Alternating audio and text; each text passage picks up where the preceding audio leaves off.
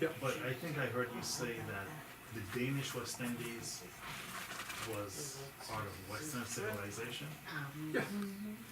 When I would say it in the way that when we are back in the time of plantation and slavery society, to place that in modern history is something exceptional.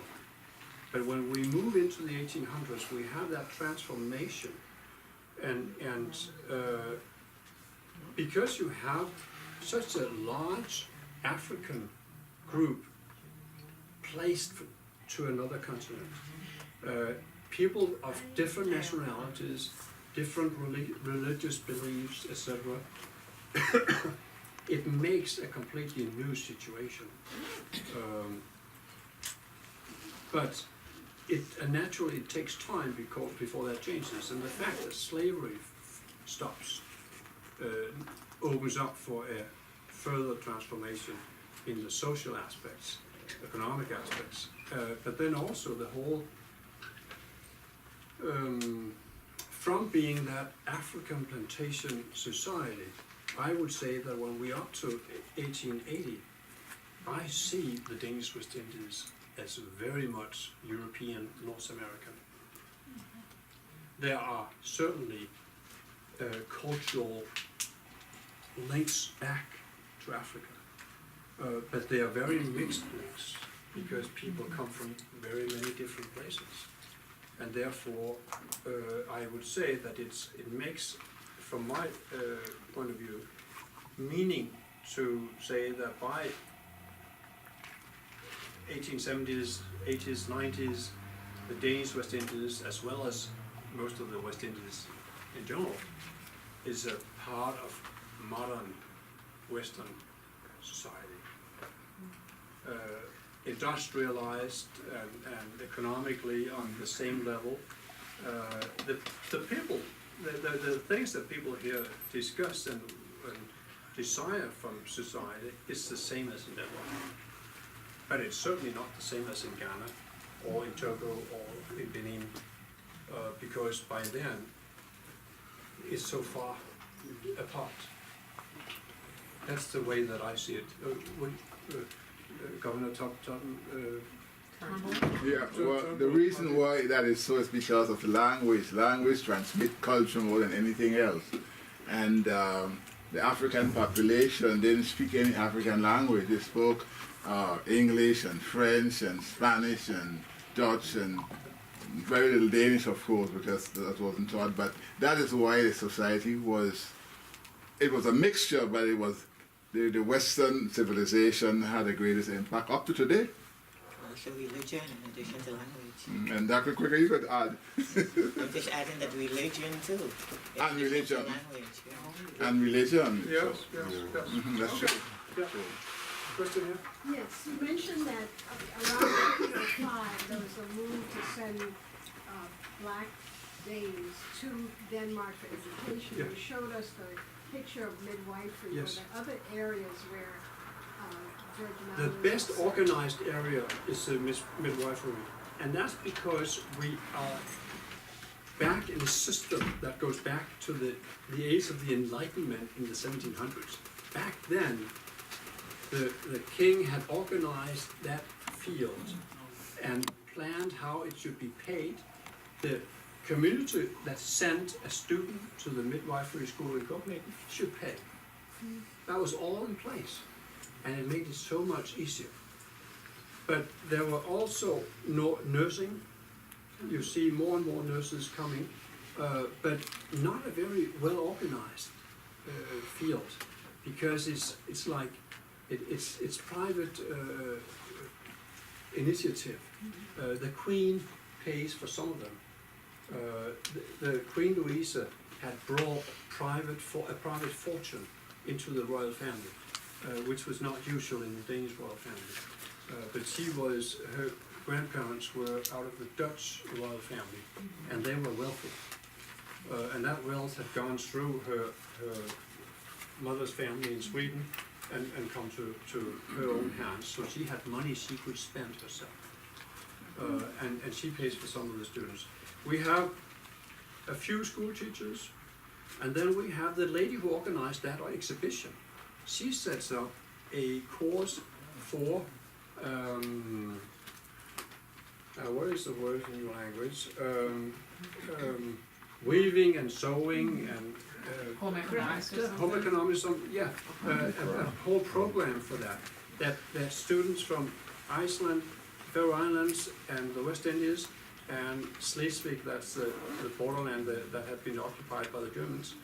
People from there came to these courses, and the idea was to emancipate the women, so they could return as skilled women who could make a living on their own, who could be teachers, who could open up a little business and things like that. That was pretty well organized. That started, the West Indies got involved in that from 1904 and had representatives every year from then on. I asked that because my father told me that he had hoped to go to Denmark to study, but he would have to join the Lutheran Church. Yeah. And then the US bought the island, so he never got to. Yeah. I have been interested in that because, you know, it makes sense that maybe the government would support the government church in that way. There are no signs of that.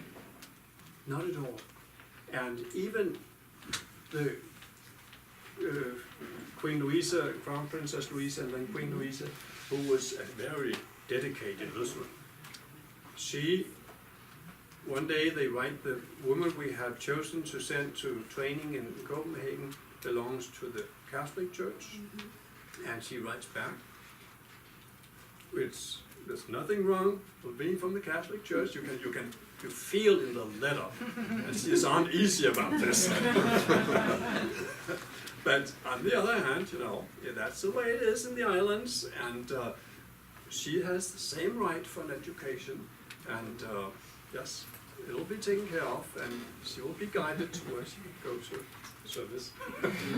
But Per, excuse me, Yeah. was there a Moravian presence at all in Copenhagen or in Denmark? There was a Moravian congregation in Copenhagen at that time. It was very small. I don't know when the Moravian church in Copenhagen closed. The Moravian church lives still in the western part of the country. But in my lifetime, there's been no Moravian church in the islands. But maybe some of you are not quite aware of this, but the Moravian church is a Lutheran church. So there were two Lutheran churches in the Danish West Indies. There was the Moravian church and the state church. And the reason that the Danish king had given rights to the Moravian church to do missionary work here was because they were Lutherans. So it was not against the Danish, the Moravian church and the Lutheran church is It based wasn't as bad as we hoped. on the Augsburg confession. So they both go back to Martin Luther. We don't always think of that, but that's, so therefore it's not such a big thing for a Moravian to go to Denmark and then attend the Lutheran. Yeah.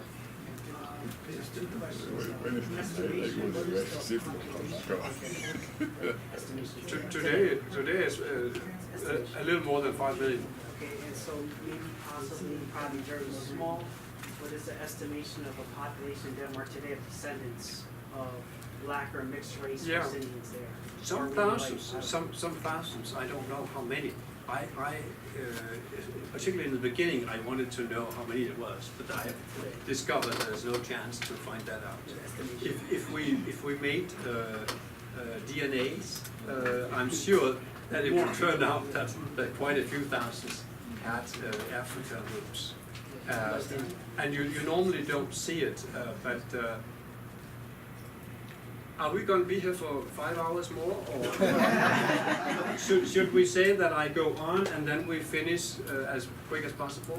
Is that what we do? And because then I'll touch the topic in just a moment.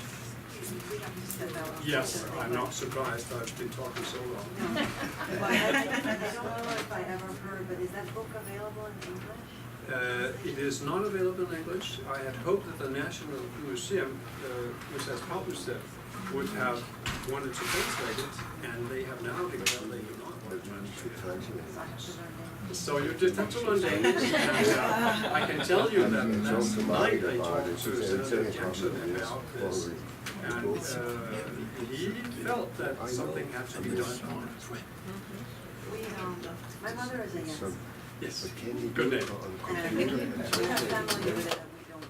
Like a computer has a spell and all that stuff. You can, if you're lucky, you can find them. Translation back to But some actually is. Do what? Pick up the phone.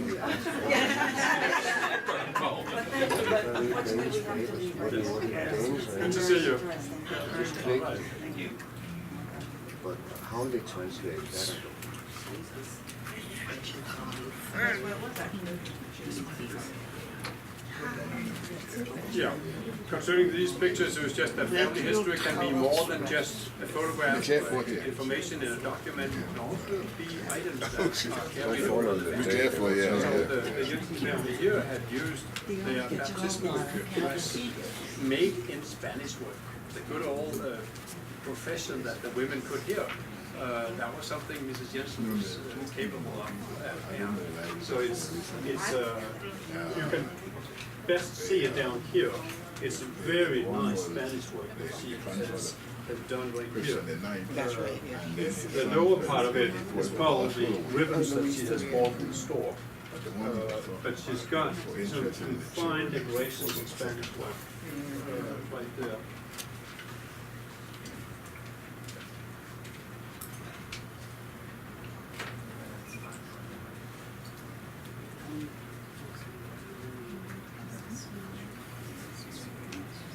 So it doesn't really want to do that. Maybe it gives it a chance to go over that.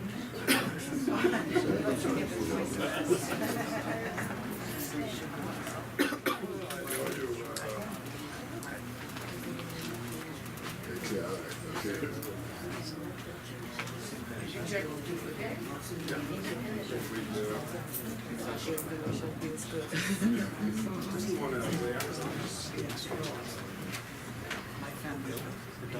Maybe if you close it and open it up again. Okay. Okay. Maybe you can use the arrow, yeah? Can you use the arrow over there? Does that work? No. It didn't.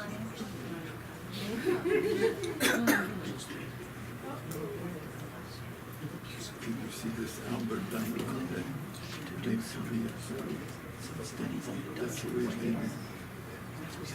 I'm dying to find out all these things that we don't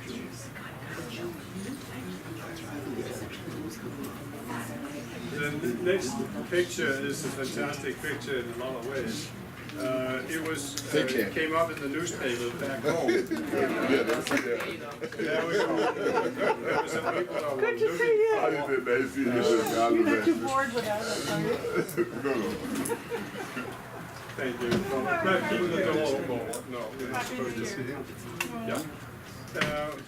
This photograph came in the newspaper one day, and they didn't know who it was, so they were asking for information.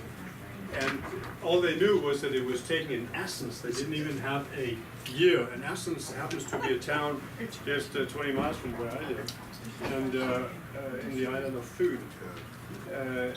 And there were these 4 women, and you know, I said, well, we've got to find out. We need to know who those people are, because they've got to be from the West Indies. On the other hand, you can't prove it. They could be from the States or many other places. But Mrs. Anderson, this is Mrs. Anderson from St. Croix. Yeah, there she is.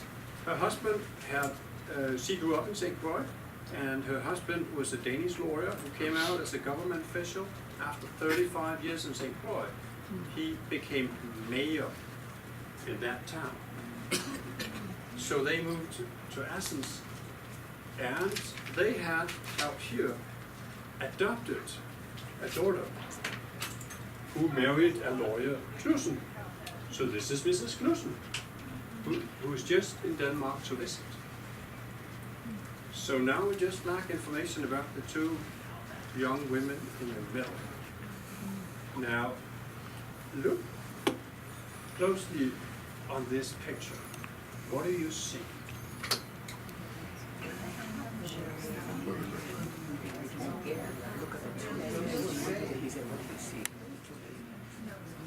What do you see?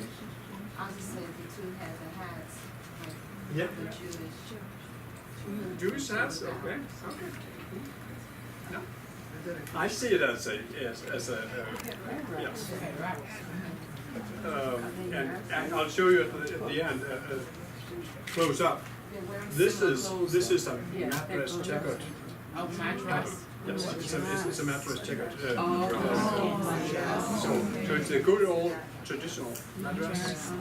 Yes, as was very much used in those days, not only by house servants and workers, but also by West Indian women of all classes. So it's, but Susan, you noticed something. The hand on Mrs. Anderson's shoulder. Where does Mrs. Anderson have her left arm?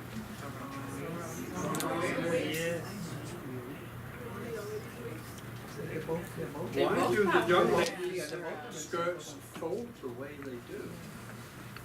They're standing very close to the women sitting.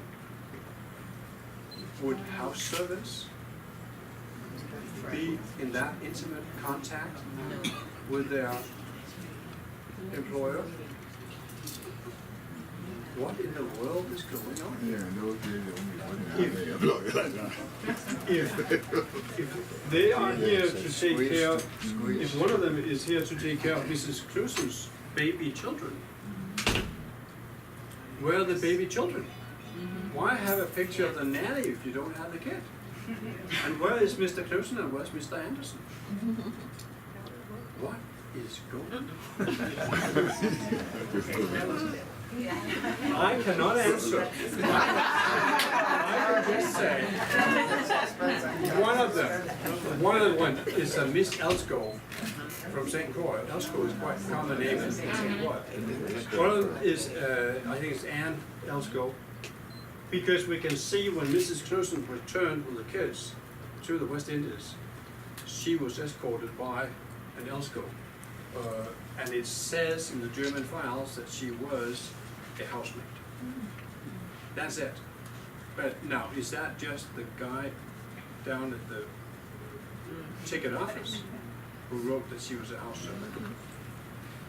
Or are they on education?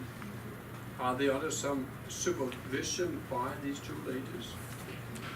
Or do these two ladies want to demonstrate that they feel on equal terms with the black population in the States, West Indies?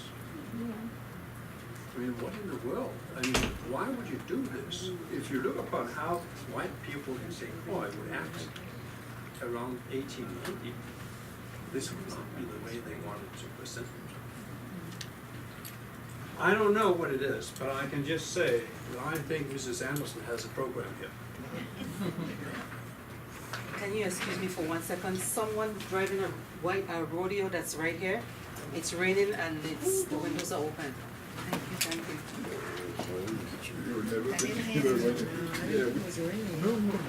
We still lack the other name, so in case you run into something. Yeah, not too long from where I live, in the town of Odense, lives a man who provided me with these things, who showed me documents from his father. He was a sailor, and this is a seaman's identification certificate that was made out for him in Scotland after transfer. So he enters an office there to declare himself as American, to be sure that despite the fact he was not in the islands on the date of transfer, he still has the right to become American. He never used that. Well, he used it when he was in the States because then he would play the role of America. But he all the time returned to his wife in Denmark.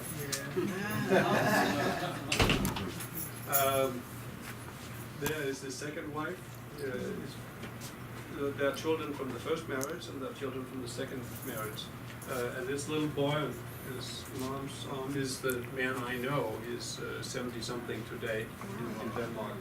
And he provided this for the book. A lot of wonderful material. And there is his father, Mackenzie Baptiste from St. Thomas. You know them, the Baptiste family. They're still here.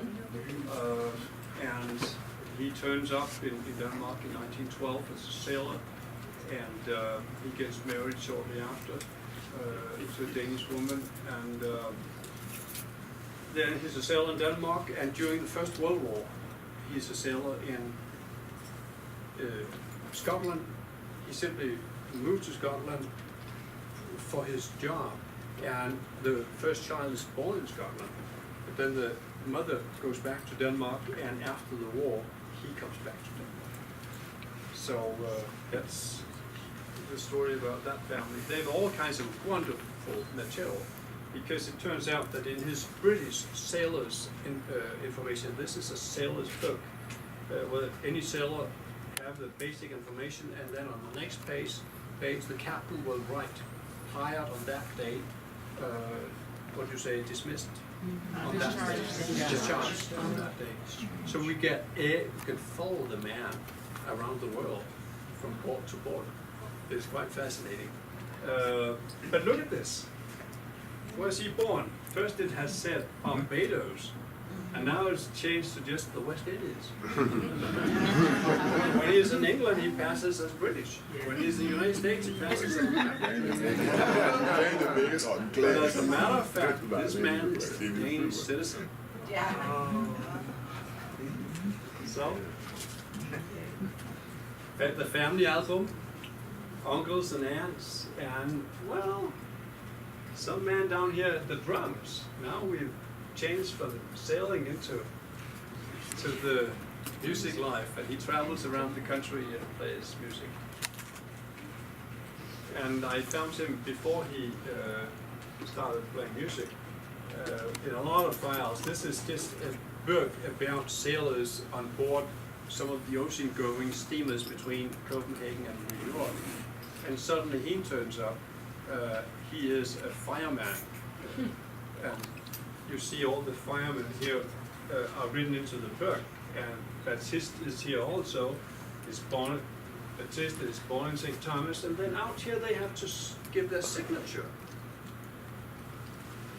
I don't know if you noticed on that seaman's identification document, there was a big, and somebody documented that this was Mr. Matisse' mark. But anyway, he suddenly is able to sign his name. Let's look closer up on that. I don't think anybody's able to read what it says, because it's nonsense. But the way it's written is exactly like Mr. Anderson underneath. I think his body just signed for it. And we can see in the book that Baptiste is one of those on the high wage rate, because he is skilled. He's been sailing for many years, so he gets 50% extra. Yeah. You know the Heath name. This is Dr. Heath's father, who was in Denmark when he was young. And the latest arriver to Denmark as a Danish citizen that I have found from here, Francis Hodge of St. Thomas, master tailor. Because of the Nazi regime in Germany, he moved from Hamburg to Copenhagen. And since he had not been in the islands in 1917, he was still a Danish citizen and moved with his German wife to Copenhagen.